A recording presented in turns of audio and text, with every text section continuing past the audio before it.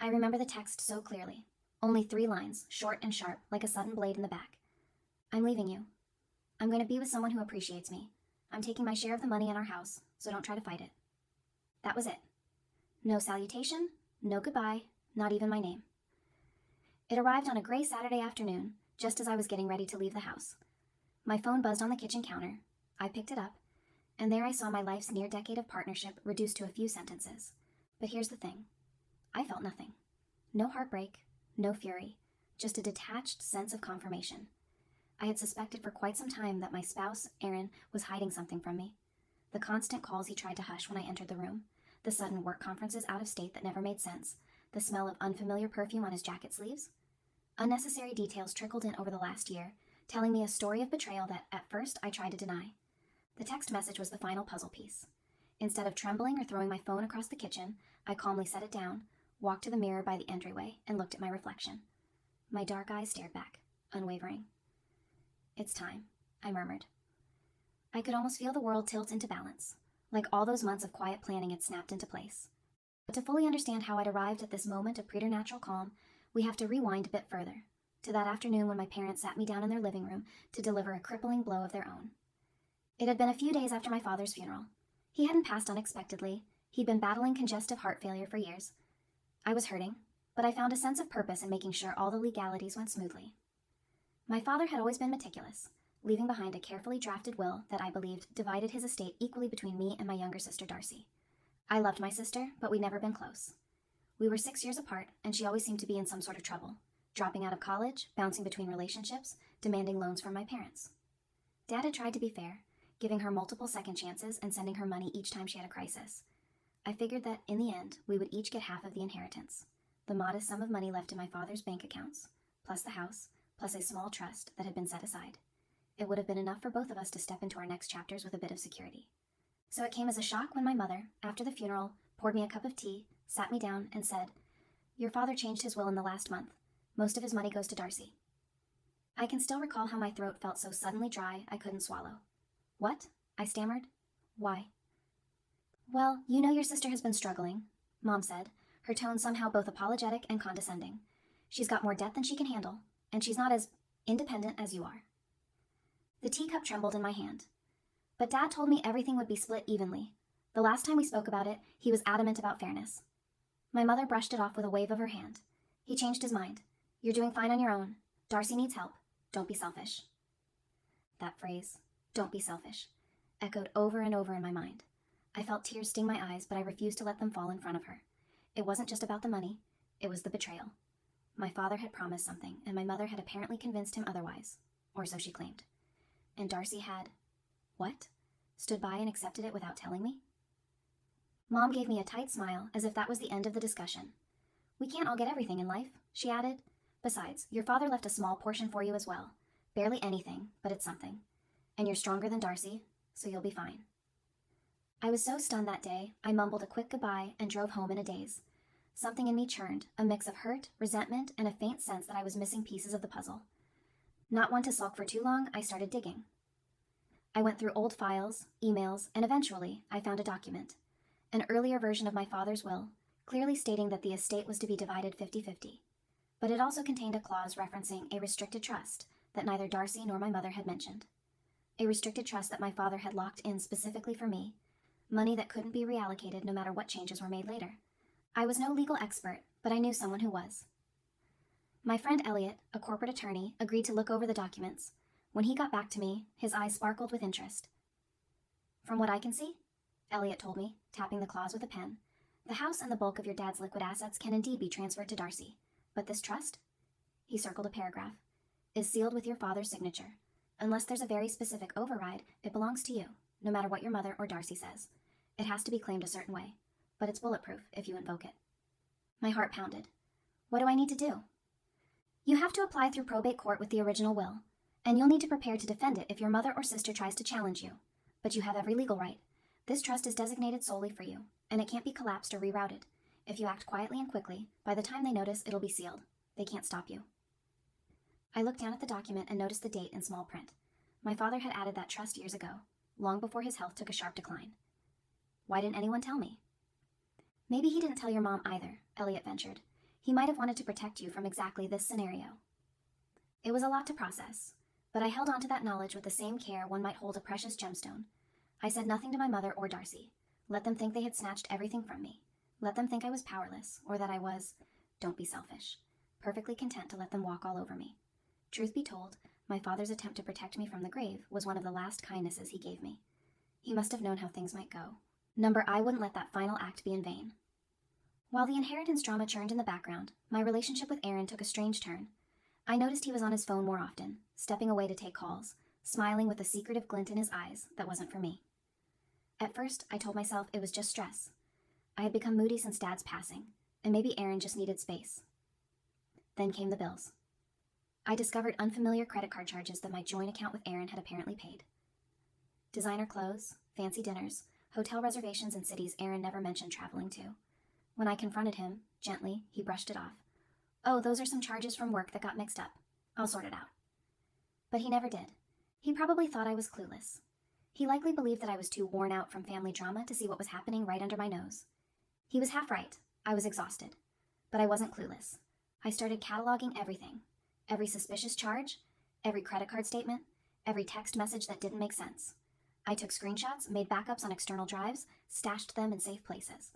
I also made sure to quietly rearrange my finances. The day I learned about the trust from Elliot, I opened a private bank account in my name only and slowly funneled money there. The small consulting business I ran from home, I re-registered it under a new LLC so that in the event of a messy split, Aaron couldn't claim half of my self-made income. I moved carefully, stealthily. Aaron was too preoccupied with his latest fling, whoever it was, to notice my strategy. I know it sounds calculating, but I wasn't out for vengeance. Not yet. I just felt the creeping sense that he was planning something, that I needed to protect myself. And, oh, was I right? So, fast forward to that text message on the gray Saturday afternoon. I'm leaving you. I'm going to be with someone who appreciates me. I'm taking my share of the money and our house, so don't try to fight it. For a moment, I entertained the idea of writing back something witty like, thank you for your interest in my emotional well-being. It has been duly noted.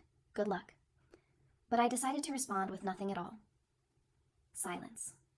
Let him marinate in his own arrogance. I left the house as planned. I had an appointment with Elliot that morning anyway, to finalize my claim on the restricted trust and sign the last bits of paperwork. I felt a sense of calm, a cold clarity as I drove downtown. If Aaron was so eager to leave me, let him. Because in a matter of days, he'd discover the fortress I'd built around my finances, how he'd find no easy gold mine to dig. And while he was blindsided by that, I'd unveil a little surprise for my dear mother and sister regarding my father's estate. The next time I saw Aaron in person was 2 weeks later in our once-shared living room. I'd left his text unanswered, so he had no idea how I was taking the news. He probably expected me to be in tears, begging him to come home or shouting accusations of infidelity. Instead, I sat calmly in a chair by the window, sipping coffee from my favorite mug. He arrived with a wide, smug grin, as if expecting me to have fallen apart in his absence. He was so confident in his little show that he even wore a new, expensive-looking watch, no doubt courtesy of the credit cards he kept hidden from me. Well, he said, clapping his hands together once. I guess you've gotten my text by now. I'm taking my belongings, and I'd appreciate it if you could forward all mail to my new address. Let's not make a big scene. He was bracing himself for me to erupt, but I remained composed. I see you made yourself comfortable while you were gone, I said, nodding at the watch. His smile flickered just slightly. I did. I've moved in with a friend. Good. I hope you're happy, I replied politely. Aaron blinked, uncertain how to respond to my calmness. I'm sorry it had to end this way, he said, though his tone held not a shred of sincerity. He dropped a packet of papers onto the coffee table. Divorce papers. I already had them drawn up. I'll give you a few days to look them over, then we can sign. I glanced at the thick stack. That was fast, I said mildly. He gave a one-shoulder shrug. Well, you know me. I don't like to dwell. The sooner this is official, the better for both of us. That little smirk came back. I'm sure you have your father's estate money to keep you comfortable anyway. Not that it's much. I'll be seeking half of your business assets plus the house. And since my name is on certain accounts, I expect to be reimbursed for the funds in them. We'll figure out a number that works, unless you'd like to fight me in court. He said all this with the bravado of a man who believes he holds all the cards. I couldn't help but let a small smile tug at my lips. We'll see, I said, taking a sip of coffee. I'll let my lawyer respond in due time. The confusion on his face was a minor victory.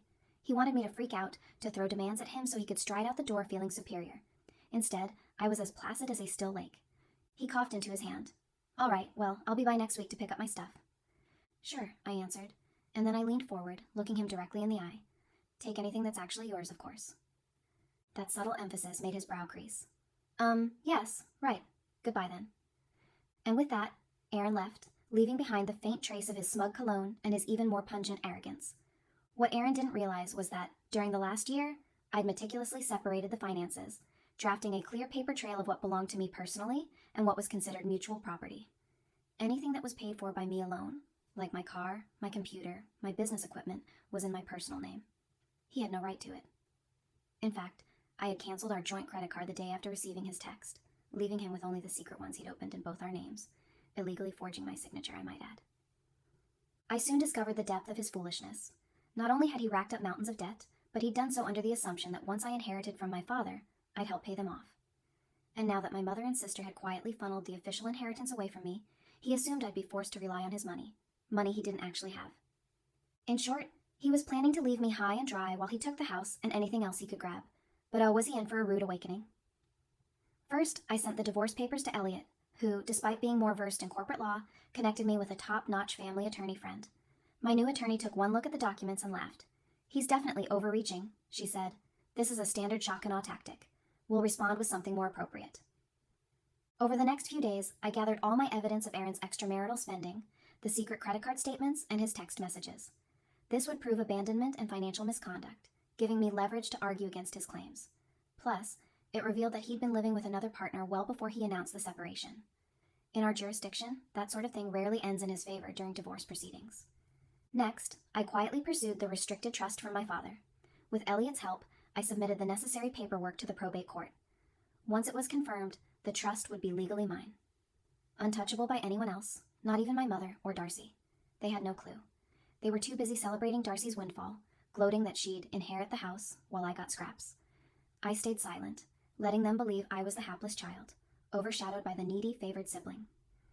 The day the trust was approved, I allowed myself a private smile of satisfaction.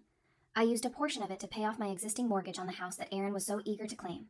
That's right, the house was mine, free and clear, because I'd bought it years ago, before Aaron and I had even married. We'd refinanced at one point, but his name was never on the original deed, only on the mortgage. With the mortgage gone, I owned the place outright, and a quick filing at the county clerk's office ensured that my name alone was on the deed. No matter what Aaron believed, he had no legal claim to the property. Slowly but surely, everything snapped into place. It didn't take long for Aaron to realize something was off. He'd gone to the bank, or so he told me in a heated phone call, to demand something related to our finances, only to discover that the joint account was nearly empty. My private account was, of course, invisible to him. He called me a thief, threatened me with lawsuits, and demanded I give him immediate access to our money. I calmly told him that my attorney would be in touch, and if there was any confusion, he could present his case in court. For a moment, there was stunned silence on the line. He'd never heard me so self-possessed, so unfazed. "You're going to regret this," he hissed before hanging up. But I knew I wouldn't. In the weeks that followed, little ripples of his downfall started appearing in our mutual social circles. Friends told me they saw him at a fancy restaurant, arguing loudly with some woman about money. Another friend mentioned that Aaron was rumored to have tens of thousands of dollars in credit card debt. People started gossiping that his new partner was pressuring him to keep up with lavish expenses, champagne brunches, 5-star hotel stays, and that he was running out of resources to pay for them. When I heard these rumors, a tiny part of me felt pity, but mostly I felt a sense of karmic inevitability. He'd woven a net of lies and illusions, and now he was caught in it. Meanwhile, my mother and Darcy were riding high on their victory. They flaunted the inheritance they believed they'd stolen from me. Darcy posted pictures of her new condo on social media. My mother called me to remark how, "It's lovely that your sister finally gets some stability in life." Initially, I just let them talk. I said nothing, nodding along in phone conversations, letting them think I was none the wiser. But that changed one evening when I got a frantic call from Darcy. "What the hell, sis?" She spat into the phone. "I just got a notice from the court about some trust. It says Dad left it for you, and I have to attend a hearing if I want to dispute it. Is this real?" I could hear my mother in the background, shrieking about how I was betraying the family. The gall of them, to accuse me of betrayal, after they had done exactly what they had done. I took a deep breath, savoring the moment. "Yes, it's real," I said calmly. "Dad set it up years ago, and I decided to exercise my right to claim it. It has nothing to do with the portion he left to you." "But," Darcy sputtered, "Mom said everything should be in my name. How can you do this?" I let the silence linger, then said, "It's legal. I have the documents to prove it, and I'm well within my rights." She started to cry, ranting about how life was unfair, about how she needed all the money, about how Dad had promised her a safety net. I recognized this well-worn pattern of hers, shouting, then sobbing, expecting me or someone else to swoop in and fix it. I refused to be that someone anymore. "Darcy," I said quietly, "I'm only taking what's mine according to Dad's wishes. I'm sorry if that disappoints you, but you're not going to guilt me this time." Then I hung up. The text messages from my mother that followed were scathing. "How dare you? After all we've done for you. I can't believe you would betray your sister." Her guilt trip was well practiced. I remembered hearing it all my life, used whenever I questioned their favoritism, but this time it had no effect. I simply responded, "If you have issues, take it up with my lawyer." It all came to a head in a strange twist. On the same day, I had to appear in 2 different court-related settings. First, there was a preliminary divorce hearing with Aaron. Second, there was the trust validation hearing with Darcy and my mother. I wore a simple black suit, stepping into each legal battlefield with my head held high. Aaron arrived looking disheveled, not nearly as smug as he had been weeks prior. The first thing my attorney did was present our evidence of his adulterous behavior, his unauthorized credit card usage, and the fact that he'd vacated the marital home of his own volition. We also handed the judge a copy of the property deed, which listed only my name. Our argument was straightforward. Any debts incurred solely by Aaron, without my consent, were his responsibility. He had zero claim to my business, as I'd founded it before the marriage and never commingled the finances. And as for the house, well, it was mine. Purchased before the marriage, now fully paid off from a separate inheritance trust that was legally shielded. Aaron tried to interrupt, sputtering that I was lying, that we had paid for renovations. But we showed receipts proving I had paid for every home improvement from my business account. He had no counterargument. The judge listened, nodded, and gave a preliminary ruling that Aaron had no immediate claim on my assets. If he wanted to continue the fight, he'd have to provide compelling evidence of communal ownership, which he didn't have. He left the courtroom ashen-faced. A few hours later, in a different courtroom, my mother and Darcy tried to argue that my father's true wishes were for Darcy to inherit everything. But the judge, who had the original trust documents in front of him, confirmed that the restricted trust was binding and had not been superseded by any amendments. My father had explicitly created it to remain in my name regardless of any changes to his will. The judge's decision was swift. The trust was mine. My mother and Darcy had no right to dispute it. I felt a rush of gratitude toward my father in that moment. Despite everything, he had seen fit to protect me in a way that no one else in my family ever would. My mother and Darcy stormed out, outraged that their attempt to freeze me out of my inheritance had failed. Word spread through our extended family that I had successfully claimed the trust. My mother painted me as a villain, insinuating that I'd tricked my father into signing documents in his final days. But those who knew me and knew my father better recognized the truth, that my father had made careful plans. A few relatives even reached out to congratulate me or offer quiet support, saying they always suspected my mother favored Darcy unfairly. Meanwhile, Darcy began to struggle financially, even with the inheritance she'd already received. She'd managed to blow a large chunk of it on a new condo, a car, and the endless trifles that she believed would fill the void in her life. Her lavish spending outpaced her new resources. I heard she was trying to sell the house Dad left her, but no buyer would meet the inflated price she demanded. She ended up with a property she couldn't unload, monthly fees she couldn't afford, and a shrinking bank balance. As for my mother, she pleaded with me, one moment scolding, the next moment lamenting how she was just an old widow who needed support. I told her that I loved her as my mother, but if she wanted financial help, she could ask Darcy. After all, that was the daughter she'd invested in. Surely Darcy would return the favor. Of course, Darcy never had the means or inclination to do so. It was a strange mix of bitterness and liberation, setting boundaries with them at last. But in doing so, I felt like I was finally standing on my own 2 feet, regardless of their opinions or manipulations. With the trust secure, I was able to invest in and expand my consulting business. I hired 2 new associates, took on bigger projects, and even leased a small office space downtown. People started to notice how well I was doing. I thrived. My personal life, too, took a turn for the better. With the toxic weight of Aaron gone, I found a renewed sense of self-worth. I reconnected with old friends, tried new hobbies, like pottery of all things, and discovered that I quite enjoyed the sense of shaping something with my own hands. I read books I'd neglected. I took a weekend trip to the mountains by myself and relished the solitude. Was I lonely sometimes? Sure. But loneliness was far better than the false companionship of a partner who'd been lying to me. The divorce was finalized more quickly than I expected, thanks to the cut and dry evidence of Aaron's misconduct. He didn't get the house, nor did he get a dime of my father's trust money. Instead, he found himself saddled with the mountain of debt he'd accumulated. No more illusions, no more fancy watch. His new partner apparently left him not long after it became clear that he was broke. The day the judge signed the final divorce decree, I treated myself to a celebratory dinner. When I returned home, I felt an odd mixture of freedom and sadness. I realized that, while I was happy to be rid of a toxic marriage, it was still the end of something I once believed in. I let myself cry that night, for all the wasted love, the illusions, and the quiet heartbreak.